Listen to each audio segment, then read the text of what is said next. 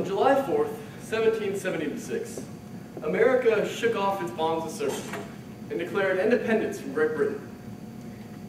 The brave 56 signers of the Declaration of Independence knew what they were doing was considered treason, and if they were to be caught, they would be hung immediately. These men were willing to give their lives so that their children, their grandchildren, and the many generations to follow would be able to live together and enjoy the God-given inalienable rights that they knew in their hearts we were all endowed with. A revolution was necessary to secure these inalienable rights: life, liberty, and the pursuit of happiness. When it became time to draft a more permanent framework for our nation, representatives from each of the several states of the United States met in Philadelphia at a constitutional convention. Can you imagine the monumental task set before them? To craft something from nothing that would ensure Americans' individual liberties while balancing out all the conflicting interests at hand.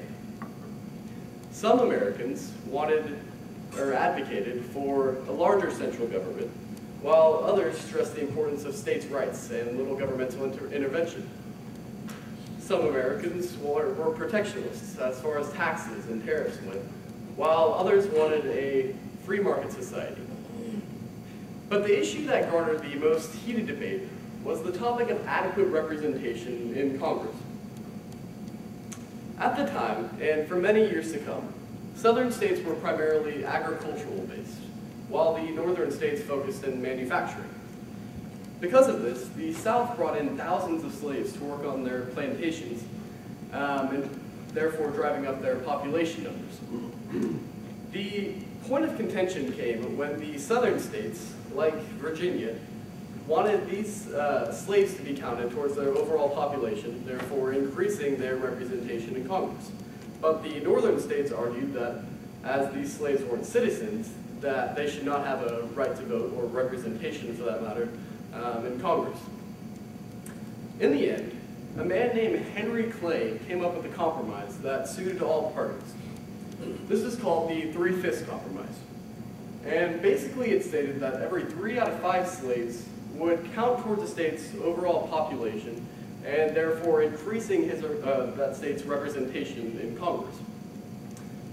This compromise held ground for a while, but began to be questioned as the abolitionist movement became more prominent.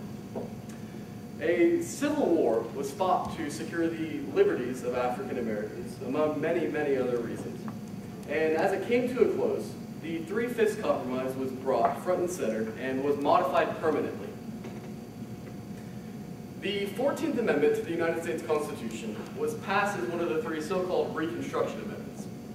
The first of these was the 13th Amendment, which abolished slavery in the United States for forever.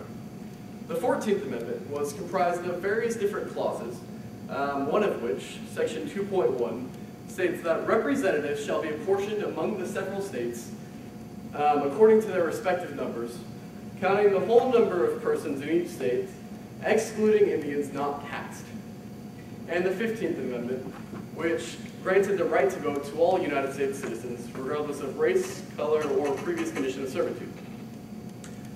Section 2.1 of the 14th Amendment is important because it solidified the principle that we are all created equal.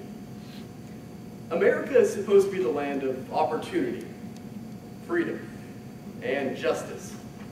But up until this point, an entire population of peoples were considered 3/5 of a person. Section 2.1 of the 14th Amendment changed this. It repealed this and granted every single person that lived in America one equal vote, regardless of your wealth, regardless of your race, regardless of anything. Their vote was the same and counted as the same. Section 2.1 of the 14th Amendment was a step in the right direction towards ending racial discrimination and promoting justice between the various different races in America. Thank you very much for your time.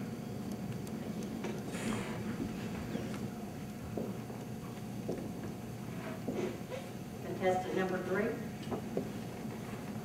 Mr. Doorkeeper, would you make sure that the door is open during the speech, please?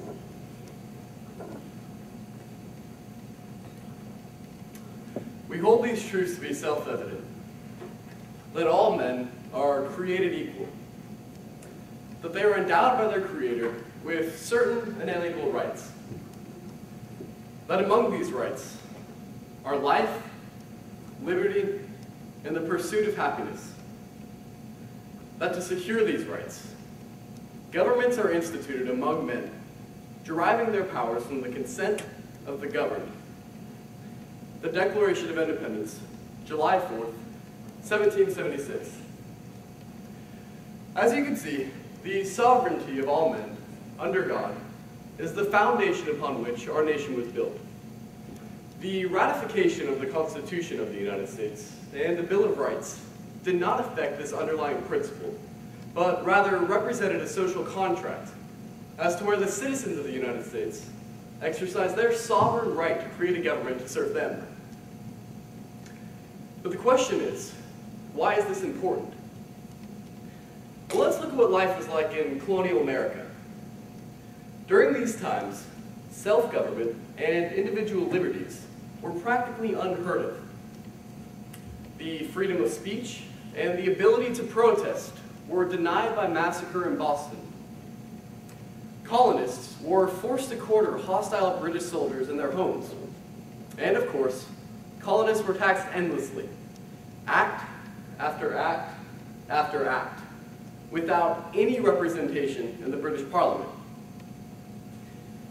These conditions, along with many others, sparked protests throughout the lands by American patriots rising up against the tyrannical British government, and led to the eventual Declaration of Independence of the United States from Great Britain.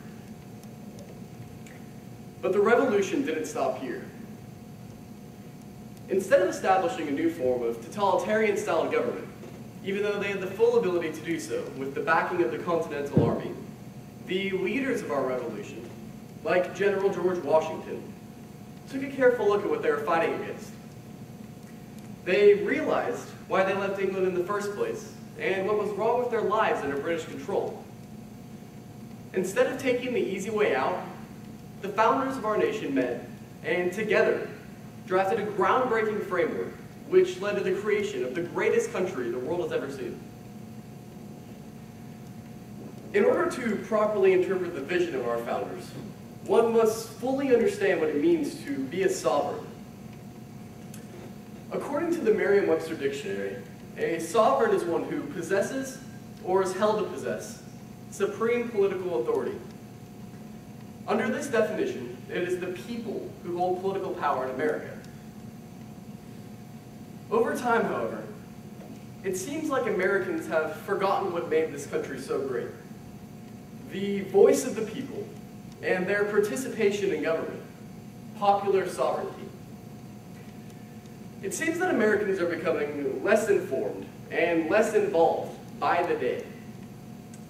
Instead of watching the news, Americans are glued to shows as trivial as Are You Smarter Than a Fifth Grader? Or Dancing with the Stars.